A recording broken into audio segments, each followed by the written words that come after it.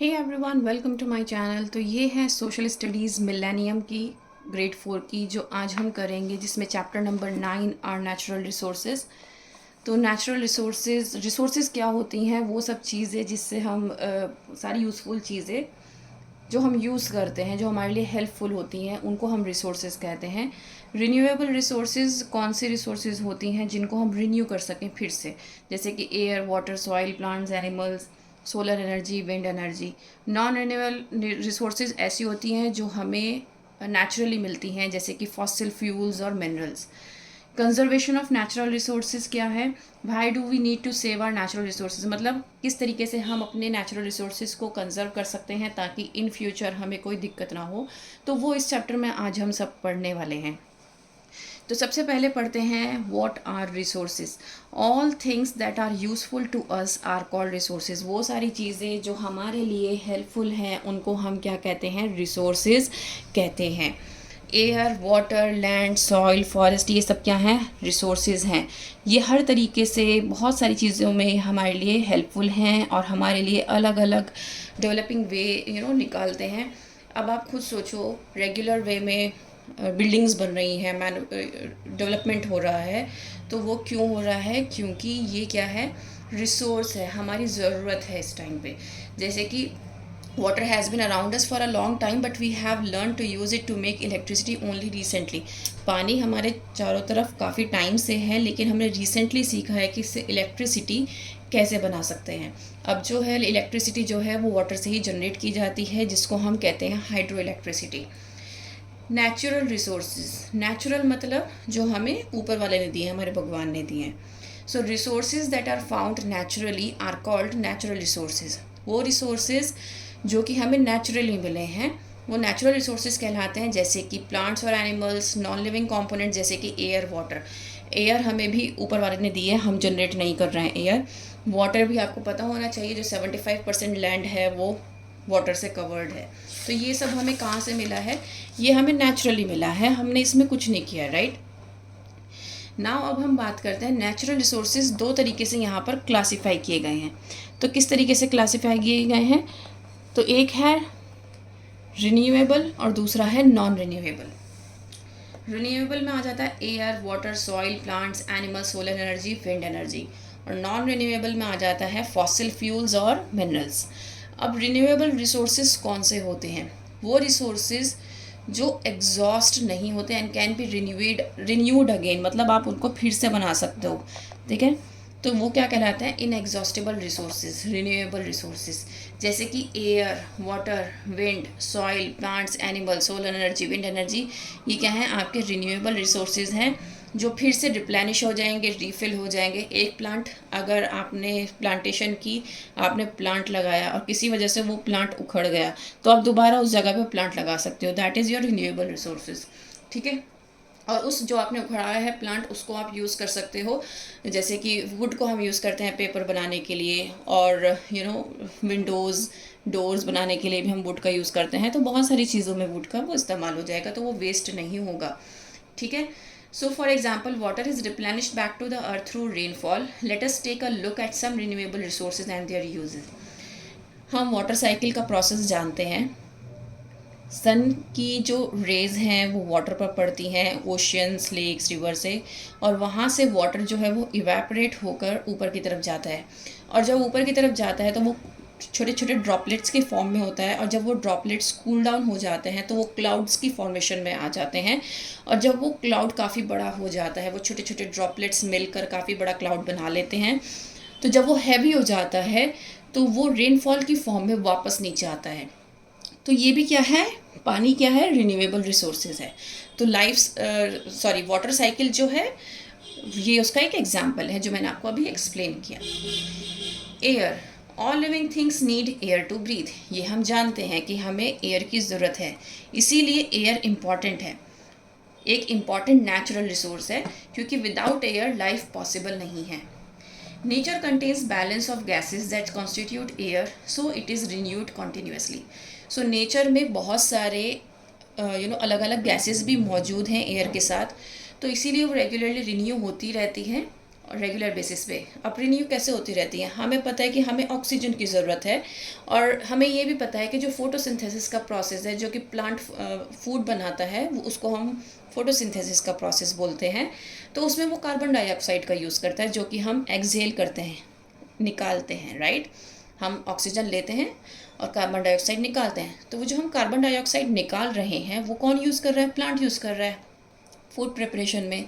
और जो वो फूड प्रिपेयर कर रहा है उसमें क्या कर रहा है, ऑक्सीजन रिलीज कर रहा है, वो ऑक्सीजन हम यूज़ कर रहे हैं। तो इस तरीके से क्या हो रहा है, एक्सचेंज ऑफ गैसेस हो रहा है ना। तो रिन्यू हो रही हैं गैसेस, मतलब वो हम भी जो हमें इस्तेमाल करनी है ऑक्सीजन वो हम ले रहे हैं, जो हमारे लिए वेस्ट है जैसे कि कार्बन डाइऑक्साइड हम उसे निकाल रहे हैं। सो ये क्या है, ये एक प्रोसेस है, जो ये एक साइकिल है जो चलती रहती है। Water, all living things need water in order to survive. जीने के लिए पानी की ज़रूरत है, प्लांट्स को पानी की ज़रूरत होती है ग्रो करने के लिए, एनिमल्स को भी पानी की ज़रूरत होती है पीने के लिए। ह्यूमन नीड वाटर, हम लोगों को तो बहुत चीज़ों में ज़रूरत होती है, पीने के लिए, नहाने के लिए, कपड़े धोने के लिए, बर्तन साफ़ करने के लिए, और यहाँ तक कि क्रॉप्स ग्रो करने के लिए भी पानी की ज़रूरत होती है। तो अगर हम कहें कि पानी की इतनी सारी ज़रूरतें होती हैं, जो मेन इसकी ज़रूरत है वो है इलेक्ट्रिसिटी, जो आज के टाइम में हम बिना इलेक्ट्रिसिटी के नहीं रह सकते। तो आजकल पानी से ही इलेक्ट्रिसिटी बन रही है, दैट इज़ हाइड्रो इलेक्ट्रिसिटी, ठीक है। और ट्रांसपोर्टेशन में भी काम आता है वाटर। तो water cycle keeps replenishing water in nature. और वाटर साइकिल मैंने आपको अभी पूरी समझाई थी किस तरीके से जो पानी है वो वापस, मतलब धरती पे जो पानी है वो ऊपर जाता है वाटर वेपर के फॉर्म में, और वापस धरती पर आ जाता है रेनफॉल के फॉर्म में। तो ये क्या हो रहा है, रिप्लेनिश हो रहा है, ठीक है ना। Soil is the top layer of the earth surface. अब सॉइल क्या है, टॉप लेयर है अर्थ की सरफेस की। It is an important resource as this is a layer where plants grow. अब ये इंपॉर्टेंट रिसोर्स है, क्यों है, क्योंकि यहाँ पर प्लांट्स की ग्रोथ होती है। हमें जीने के लिए खाने की ज़रूरत है, और बहुत सारी जो हमारा खाना है वो क्रॉप से ही आता है, जो कि ग्रो होती है सॉइल में, ठीक है। जो हम प्लांट करते हैं ट्रीज़ और या क्रॉप्स, तो उससे क्या मिलता है, हमें खाने के लिए फ्रूट्स मिलते हैं, वेजिटेबल्स मिलते हैं, सीरियल्स मिलते हैं। तो ये सब चीज़ें हमें कहाँ से मिलती है, प्लांट से मिलती है, जो कि सॉइल में ग्रो होती है। सॉइल हमें इसलिए भी ज़रूरत होती है ब्रिक्स सीमेंट बनाने के लिए, क्योंकि उससे हमारे घर बनते हैं, ठीक है। हमें पॉट्स यूटेंसिल्स बनाने के लिए भी सॉइल की ज़रूरत होती है। Soil also provides a home to many insects and animals such as earthworms, ants and rabbits. So soil बहुत सारे एनिमल्स का घर भी है, जैसे कि earthworms, ants and rabbits. Soil is continuously being carried away and deposited by wind and water. This is how it keeps getting renewed. अब soil किस तरीके से रिन्यू हो रही है, जब बहुत तेज़ हवा चलती है तो अपर लेयर जो होती है सॉइल की वो हवा के साथ बह जाती है। इसी तरीके से जब फ्लड आता है या बारिश बहुत ज़्यादा तेज़ हो जाती है, तो जो अपर लेयर होती है वो कैरीड अवे, मतलब पानी के साथ आगे बहती चली जाती है, और एक जगह पे जाकर वो इकट्ठी हो जाती है, रुक जाती है। तो इस तरीके से वो हवा से भी पानी से भी वो क्या हो रही है, बह रही है, आगे जा रही है, अपना अपनी जो प्लेस है वो चेंज कर रही है। तो इस तरीके से क्या होती है, सॉइल जो है वो रिन्यू होती रहती है। नाउ अब हम बात करते हैं प्लांट्स की।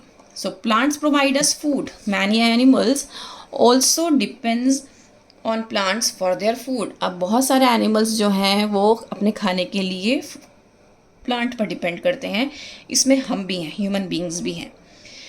Trees prevent fertile soil from getting washed away due to rain और विंड।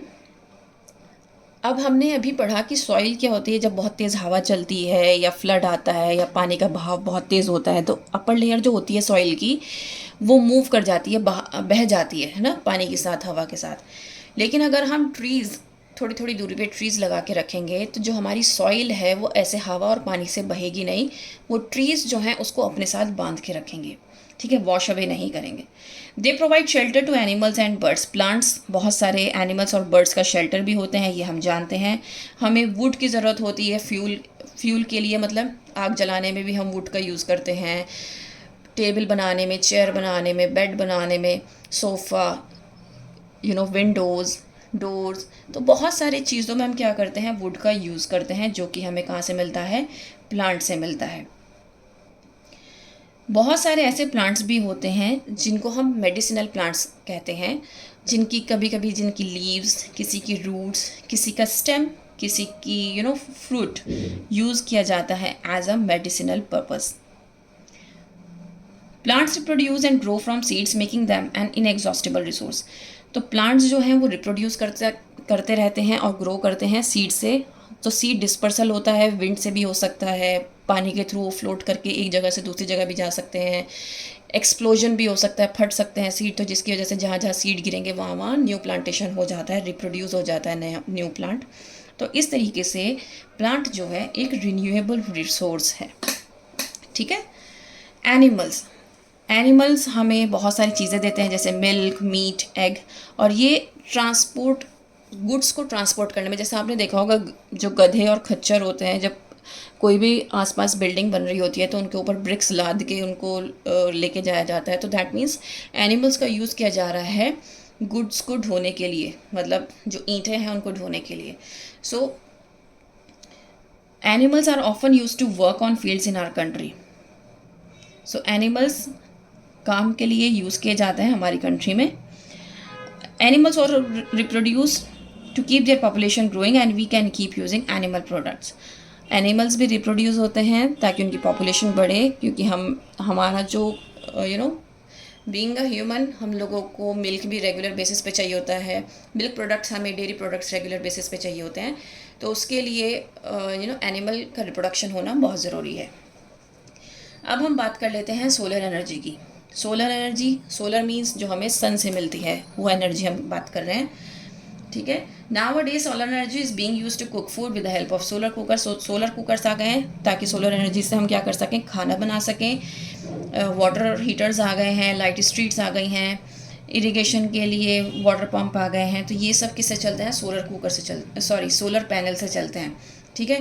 क्योंकि सन क्या है, एक कांस्टेंट फॉर्म ऑफ एनर्जी है जिसको हम कंजर्व करके क्या कर सकते हैं, उसको फर्दर यूटिलाइज कर सकते हैं बहुत सारे पर्पसेस में। ठीक है। तो इस तरीके से सोलर पैनल्स का यूज़ किया जाता है और अलग अलग फील्ड में उसको यूज़ किया जाता है। अब हम बात करते हैं विंड एनर्जी की। विंड एनर्जी रेगुलर बेसिस पे क्या की जाती है, क्रिएट की जाती है नेचर में।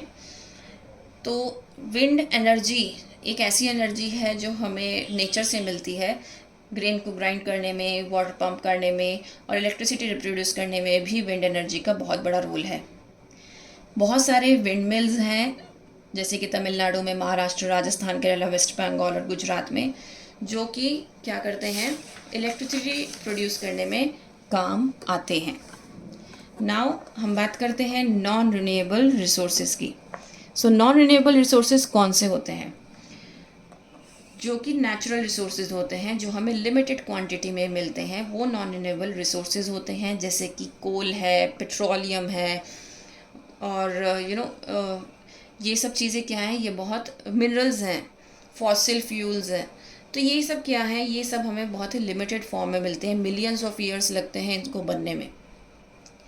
फॉसिल फ्यूल जैसे कि कोल, पेट्रोलियम, ये क्या है, सारे नॉन रिन्यूएबल रिसोर्सेज हैं जो कि डीप इनसाइड द अर्थ पाए जाते हैं। नेचुरल प्रोसेस से इसको निकाले जाते हैं, मतलब इनको मिलियंस ऑफ ईयर्स लगते हैं बनने में। इसकी जो क्वांटिटी होती है वो बहुत लिमिटेड होती है, और इसको अगर हम रिन्यू भी करना चाहें तो भी थाउजेंड्स ऑफ ईयर्स लगेंगे। कोल को हम एज अ फ्यूल भी यूज़ करते हैं, इलेक्ट्रिसिटी जनरेट करने में भी यूज़ करते हैं, और फैक्ट्रीज़ में भी, स्टीम इंजन्स में भी कोल का यूज़ किया जाता है। पेट्रोलियम को हम कार्स में, डीजल्स को भी कार बस जितने भी व्हीकल्स होते हैं उसमें क्या करते हैं, हम यूज़ करते हैं। मिनरल्स नेचुरल सब्सटेंस हैं जो कि रॉक से बनते हैं। बहुत सारे मेटल्स हैं जैसे कि आयरन, गोल्ड, कॉपर, एल्यूमिनियम, जो कि मिनरल्स हैं, जो कि डिफरेंट चीज़ों में यूज़ किए जाते हैं। लाइमस्टोन, सॉल्ट, माइका, और ये क्या है, प्रीशियस स्टोन्स हैं जो कि नॉन मेटालिक मिनरल्स हैं। ठीक है। ये बहुत लिमिटेड क्वांटिटी में आपको मिलेंगे। जैसे ये यूज़ हो जाते हैं तो ये दोबारा मिलना आसान नहीं है। तो हम ये नहीं सोच सकते कि हमने इसको यूज़ कर लिया है अब हम फिर से इसको ले लेंगे, क्योंकि हमने यही पढ़ा है कि नॉन रिन्यूएबल रिसोर्सेज वो रिसोर्सेज होते हैं जिनको बनने में मिलियंस ऑफ ईयर्स लगते हैं, तो इनको रिन्यू होने में भी थाउजेंड्स ऑफ ईयर्स का टाइम लगता है। Now conservation of natural resources. Natural resources हमारे लिए बहुत ज़्यादा इम्पॉर्टेंट हैं, क्योंकि ये हमारे नेचुरल वेल्थ को हमें केयर करने की ज़रूरत है और इसको हमें बहुत ज़्यादा वाइजली यूज़ करने की ज़रूरत है, क्योंकि इसको बनने में बहुत टाइम लगता है. Over the years, because of modernization, the demand and use of fossil fuel has increased so much that they are in danger of getting finished. क्योंकि आज के टाइम में इतने मॉडर्न हो गया ज़माना, फॉसिल फ्यूल की डिमांड बहुत ज़्यादा हो गई है, जिसकी वजह से इसका ये डैमेज हो सकता है और ये भी हो सकता है कि ये फिनिश हो जाए. तो हमें इस चीज़ से इसको बचाना है. Although renewable resources get replenished easily, जितनी भी रिन्यूएबल रिसोर्सेज हमने पढ़ा है कि वो बहुत जल्दी रिप्लेनिश हो जाती है, उनको भी हमें वाइजली यूज़ करना चाहिए. It over use causes the disturbance in the natural cycle of the replenishment, then renewable resources would also be depleted और not be fit to use. किसी भी रिसोर्स का, चाहे वो रिन्यूएबल हो या वो नॉन रिन्यूएबल हो, अगर आप उसका सही यूज़ नहीं करोगे तो ये काफ़ी हद तक सच है कि वो आपके पास नहीं बचेगा अगर आप अननेसेसरी अनवाइजली उसको यूज़ करोगे. ठीक है. For example, water and air are renewable resources but increasing levels of pollution lead to shortage of clean air and water. तो यहाँ पर नेचुरल रिसोर्स का एक एग्जाम्पल दिया है एयर और वाटर का, लेकिन पॉल्यूशन की वजह से दोनों ही बहुत ज़्यादा पॉल्यूट हो रहे हैं. तो इसीलिए हमें अर्जेंट नीड है कंजर्वेशन की, कि हम इसको कंजर्व कर सकें. ठीक है. तो ये चैप्टर आपका कंप्लीट हो गया है. उम्मीद करती हूँ कि आपको बहुत अच्छे से समझ में आया होगा. मैंने पूरी कोशिश की है कि मैं आपको बहुत अच्छे से समझा सकूँ. If yes, please like, share and subscribe. That's all. Thank you.